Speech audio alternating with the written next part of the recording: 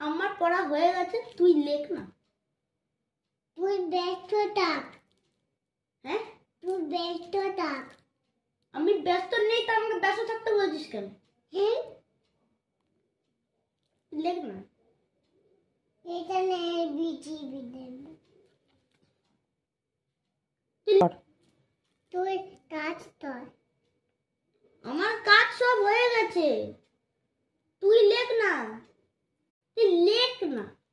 আর তুই দেখ। আমার লেখা হয়ে গেছে, আমার পড়াশোনা হয়ে গেছে, তুই লেখ।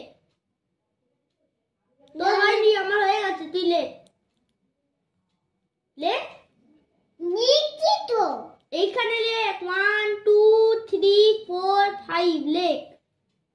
কেন? আমি বলেছি তাই, আমি তো দাদা হই তাই।